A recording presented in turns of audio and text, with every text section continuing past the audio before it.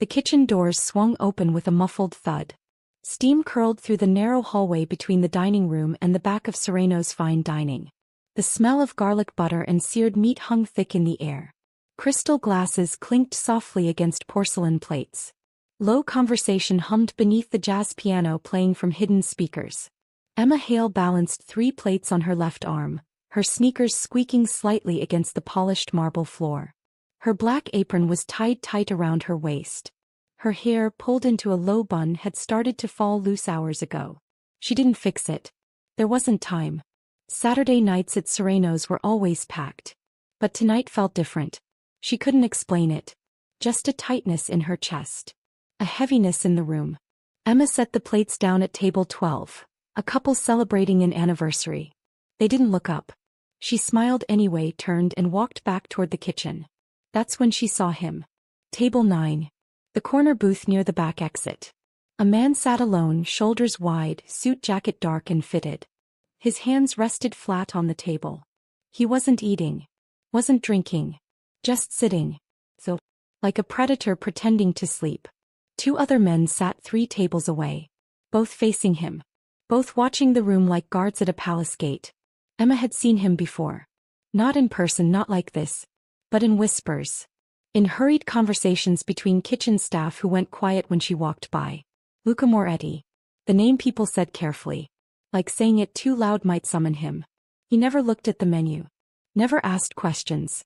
His orders came through one of his men, always the same. Whiskey, neat. Steak rare. No sides. Emma had served him twice before. Both times he didn't look at her. Didn't speak. Just nodded once when she set the glass down. Tonight though, something was wrong. His eyes kept moving.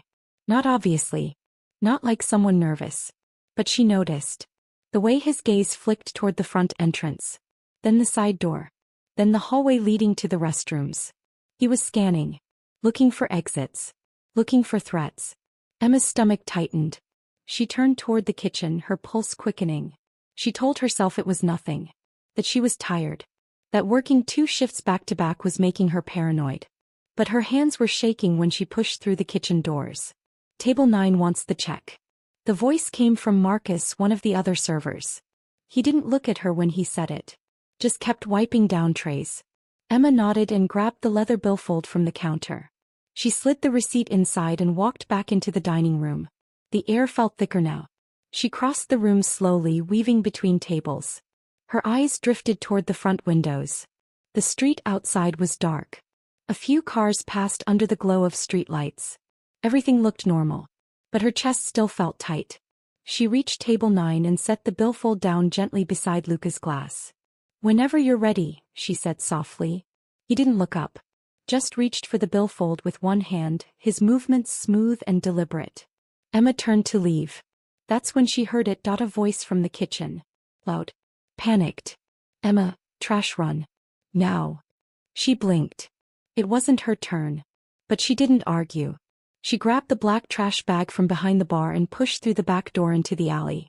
The cold air hit her face like a slap. She exhaled slowly, her breath turning to fog.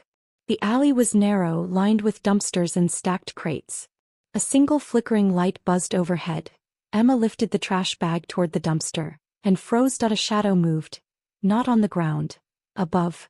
Her eyes lifted slowly toward the rooftop of the building across the alley. A silhouette. A man. Crouched low. And in his hands, a rifle. Long-barreled. Scope mounted. The faint red glow of a laser sight swept slowly across the brick wall, adjusting downward. Toward the restaurant. Toward table 9. Emma's heart slammed against her ribs. She dropped the trash bag. It hit the pavement with a dull thud. The man on the roof didn't move. Emma stumbled backward, her breath coming fast and shallow. She turned and ran back inside, her hands trembling as she pulled the door shut behind her. The dining room looked the same. Calm, normal, elegant. But Emma's world had just tilted sideways. She crossed the floor quickly, her eyes locked on table 9. Luca was reaching for his wallet. He was about to stand. About to walk toward the front door. Directly into the sniper's line of fire. Emma's mind raced. She couldn't scream. Couldn't cause a scene. If he did, people would panic. The sniper might fire early. Luca might not believe her. She needed to warn him. Quietly. Now. Emma grabbed a pen from her apron pocket. Her hands were shaking so hard she almost dropped it. She opened the billfold on the bar, pulled out the receipt and drew a single arrow in the corner, pointing upward. Beside it she scribbled 3 words, "Sniper on the roof. Run." She folded the receipt carefully, walked back to table 9 and set it down in front of him. "Your receipt, sir," she said, her voice barely steady. Luca glanced up at her for the first time. Their eyes met. His were dark. Unreadable. He picked up the billfold. Opened it. "Read the receipt." His expression didn't change. He folded the receipt slowly, slid it into his jacket pocket and stood. He moved immediately away from the windows. Steady and quick. But the 2 men at the other table were already moving. Luca turned and walked toward the back hallway. Not toward the front door, away from the windows. Emma's breath caught in her throat. And then, crash. The front window exploded inward. Glass sprayed across the dining room like frozen rain. A bullet tore through the air and slammed into the back wall, exactly where Luca's head had been 3 seconds earlier. Screams erupted, tables overturned, people dove to the floor. Emma dropped behind the bar, her hands covering her head, her ears ringing. The chaos was instant. Total. And somewhere in the back of her mind, through the terror, one thought burned clear. I just saved a man's life. And I have no idea what that's going to cost me. The next 5 minutes were a blur. Sirens. Flashing lights. Police storming through the front door with guns drawn. Emma crouched behind the bar, her knees pulled to her chest, her whole body shaking. She could hear voices shouting. Footsteps. The crunch of glass under boots. Someone pulled her to her feet. A police officer with a kind face and a firm grip. "You okay?" he asked. Emma nodded, but she wasn't sure it was true. The dining room was destroyed. Tables overturned. Plates shattered. Blood smeared across the floor near the window where someone had cut themselves on the glass. But Luca was gone. So were his men. Emma's manager, a middle-aged man named Vincent, appeared at her side, his face pale and sweaty. "Did you see anything?" he asked, his voice tight. Emma opened her mouth to answer, and then she saw them point. 2 men in dark suits standing near the side exit. Not police. Not restaurant staff. They were watching her point. One of them nodded toward the door. Emma's stomach dropped. I need some air," she said quickly, pulling away from Vincent. She walked toward the side exit, her legs weak, her mind screaming at her to run. But before she could reach the door, a hand closed around her arm. Firm. Not rough. But impossible to escape.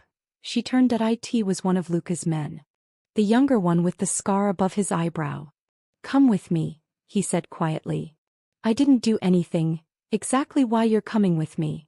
He guided her through the side door and into the alley. A black SUV was waiting, engine running, windows tinted dark. The back door opened. Emma tried to pull away, but the man's grip tightened. "Get in," he said. "I'm not. You saved his life. That means you're not safe here." Emma's heart was pounding so hard she thought it might break through her ribs. The man pushed her gently toward the SUV. She climbed inside. And sitting in the back seat, calm as ever, was Luca Moretti. The door slammed shut behind her. The SUV pulled away from the curb, tires crunching over broken glass. Emma pressed herself against the opposite door, her breath coming fast and shallow. Luca didn't look at her. Just stared straight ahead, his hands resting on his knees. "I only tried to help," Emma said, her voice shaking. Luca turned his head slowly. His dark eyes locked onto hers. "Exactly why you can't go home," he said. The safe house was nothing like Emma expected. She thought it would be dark, industrial, cold. Instead, it was a modern apartment on the 6th floor of a building overlooking the Chicago River. Floor-to-ceiling windows. Sleek furniture. Soft lighting. It looked like a place someone actually lived. Luca's men escorted her inside and then disappeared into another room. The door clicked shut behind them. Emma stood in the middle of the living room, her arms wrapped around herself, her mind racing. Luca walked to the window and looked out at the city. His hands were in his pockets. His posture was relaxed. But Emma could feel the weight of his presence. The way the room seemed to shrink around him. "Sit," he said without turning around. Emma didn't move. Luca glanced over his shoulder. "Sit." This time it wasn't a suggestion. Emma sank onto the edge of the couch, her hands gripping her knees. Luca turned and walked toward her slowly. He pulled a chair from the dining table, turned it around and sat facing her. He studied her. Not the way someone looks at a stranger. The way someone examines evidence. Why did you warn me? He asked. Emma swallowed hard. Because I didn't want to see someone die. Most people would freeze, Luca said. You reacted. I don't know. I saw the sniper and I knew I had to do something. Luca's eyes narrowed slightly. How did you see him? I was taking out the trash. I looked up and there he was. On the roof. And you recognized what he was doing. It wasn't hard. He had a rifle. Luca leaned back slightly. Most people wouldn't notice. Wouldn't look up. Wouldn't think fast enough. Emma's pulse quickened. What are you saying? I'm saying you're not normal. The words hung in the air like smoke. Luca stood and walked to a desk in the corner. He opened a drawer and pulled out a folder that he flipped through it, his eyes scanning the pages. Emma Hale, he said. 24. Works double shifts at Serrano's. Lives alone in a studio apartment in Pilsen. No family. No criminal record. Emma's stomach twisted. How do you, but that's not all, is it? He turned another page. You're also enrolled in night classes at Truman College. Behavioral forensics. Top of your class. Emma's mouth went dry. Luca closed the folder and looked at her. You're trained to notice things, he said. To read people. To see patterns. I'm a student, Emma said. I'm not. You're sharp, Luca interrupted. Sharper than you should be. He set the folder down and crossed his arms. That's why I need to know, he said. Are you really just a waitress who got lucky? Or are you something else? Emma stood, her hands shaking. I'm not a cop. I'm not working for anyone. I'm just trying to survive. Luca's expression didn't change. Then why study forensics?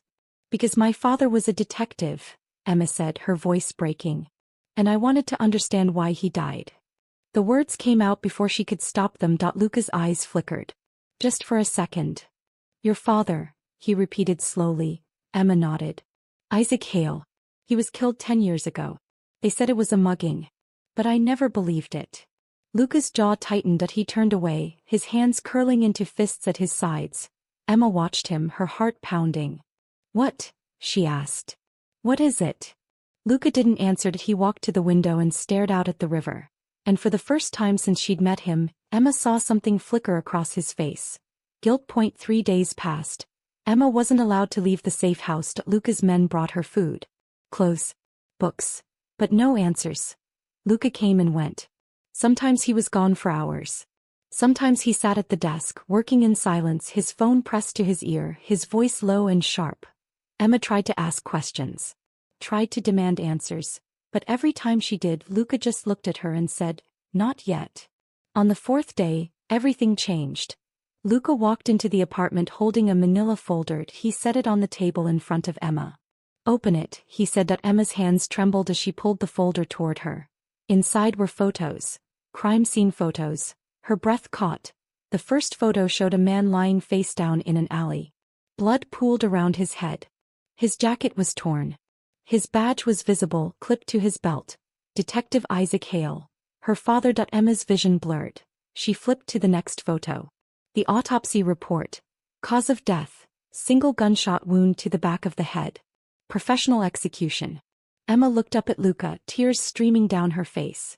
Why are you showing me this? She whispered. Luca sat across from her, his expression hard. Because you deserve the truth, he said. Emma shook her head. The truth about what?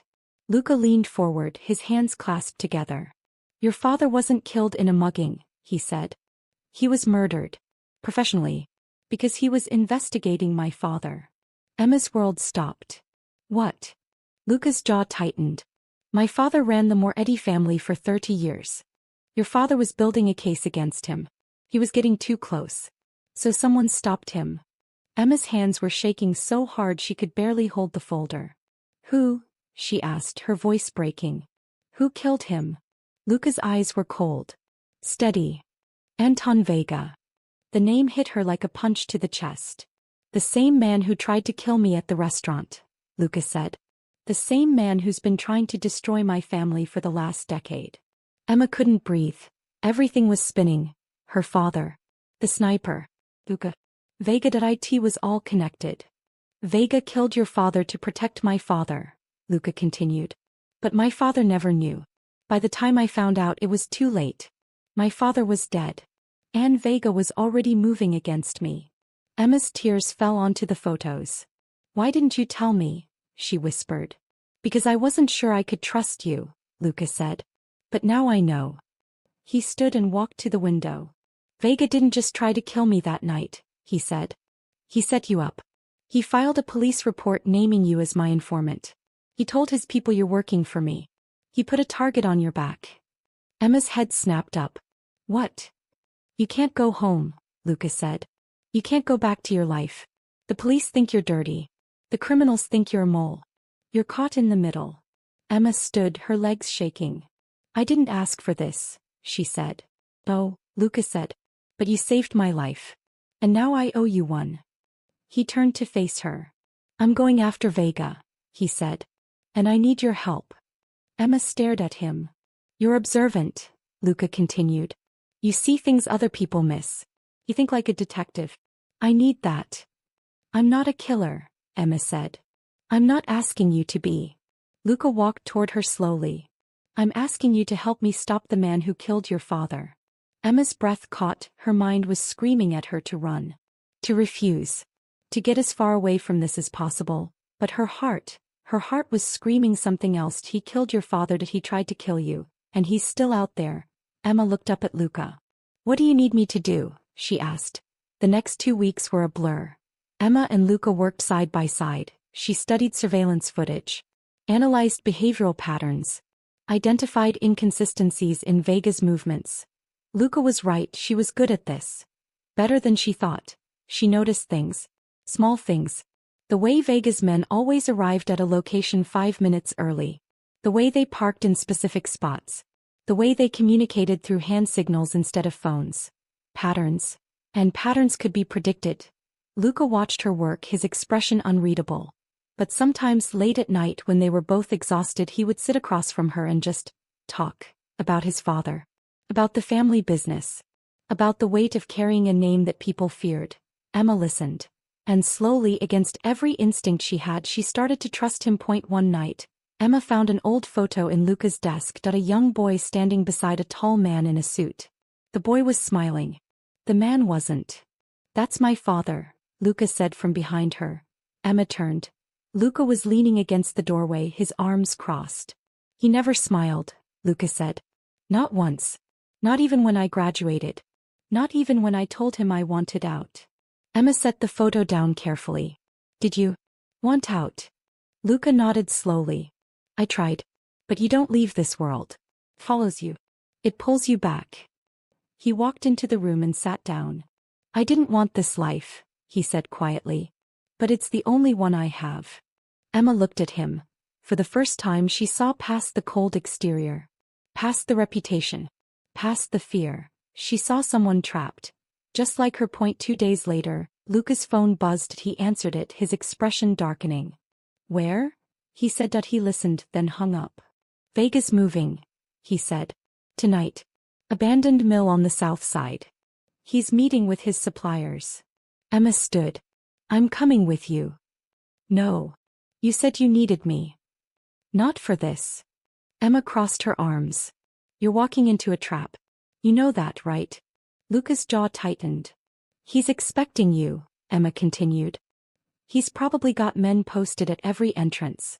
Every exit. He'll know you're coming before you even get there. Luca didn't answer. Emma stepped closer. Let me help. I can predict where he'll be. Where his men will be. I can give you an advantage. Luca stared at her. You could die, he said. So could you. Their eyes locked for a long moment, neither of them moved. Then Luca nodded once. Stay close, he said. And do exactly what I say. The mill was dark, empty, silent. Emma crouched behind a rusted beam, her heart pounding. Luca was 10 feet ahead, moving through the shadows like a ghost. His men were positioned around the perimeter. Watching. Waiting. Emma scanned the space, her eyes adjusting to the darkness. She counted the exits. Noted the placement of crates and machinery. Identified the vantage points. And then she saw a flicker of movement. High up. On the catwalk. A sniper. Emma's breath caught. She hit the metal beam beside him with a soft ping. Luca froze. Emma pointed upward. Luca followed her gaze. The sniper shifted slightly, his rifle adjusting. Luca moved. Fast. He dove behind a crate just as the shot rang out. The bullet tore through the air where he'd been standing. Chaos erupted. Gunfire. Shouting. Shadows moving in every direction. Emma pressed herself against the beam, her hands covering her ears. She saw Luca moving through the smoke and darkness, his gun raised, his movements precise. And then she saw him. Anton Vega. Tall. Thin. Gray hair slicked back. A cold smile on his face. He was walking toward the back exit, his men covering him. Emma's heart slammed. He was going to escape. Without thinking, she ran. She cut through the maze of machinery, her feet pounding against the concrete. She reached the exit just as Vega stepped through. "Stop," she shouted. Vega turned, his eyes widened, then he smiled. "Emma Hale," he said. "Isaac's little girl. All grown up." Emma's hands were shaking. Vega stepped closer. "Your father died because he wouldn't shut up. Maybe you should learn from his mistake." Tears burned Emma's eyes. "You killed him," she whispered. "I did what I had to do." Vega raised his gun. And then, bang. Vega stumbled backward, blood spreading across his chest. He fell. Emma turned. Luca was standing behind her, his gun still raised. Smoke curled from the barrel. Vega gasped once. Then went still. Emma's legs gave out. She collapsed onto the cold concrete, her whole body shaking. Luca knelt beside her. "It's over," he said quietly. Emma looked up at him, tears streaming down her face. "Is it?" she whispered. Luca didn't answer. He just pulled her to her feet and led her out of the mill. 6 weeks later. Emma sat on a bench overlooking the Chicago River. The sun was setting, painting the water gold and orange. She wore a new jacket. New boots.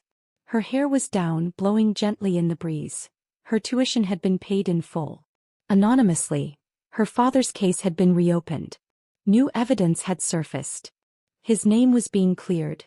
And Emma was finally breathing again. She heard footsteps behind her. Luca sat down beside her, his hands in his pockets. They sat in silence for a long moment. "Why help me?" Emma asked quietly. Luca looked out at the water. "Because you drew an arrow on a bill," he said. "And it pointed straight to the truth I owe you." Emma smiled slightly. Luca glanced at her. "You're good at this. Better than most people I've worked with." "I'm not working for you." "Not yet." Emma looked at him. Luca's expression was calm. Steady. "You're smart," he said. "You see things. You think ahead. And you're not afraid to act when it matters." He paused. "I could use someone like you. Legitimately. No crime. This, consulting. Analysis. Protection." Emma's heart skipped. "I don't know," she said. Luca nodded. "Think about it." He stood and started to walk away. "Luca," Emma called. He turned. "Thank you," she said. Luca's lips curved slightly. Almost a smile. "Thank you," he said. And then he walked away, disappearing into the glow of the setting sun. Emma sat alone for a while longer. Then she stood, pulled her jacket tighter around her and walked toward her new life. Whatever that might be. Thank you for following this story to the end. If you enjoyed this story, comment where you're watching from. Subscribe for more stories like this.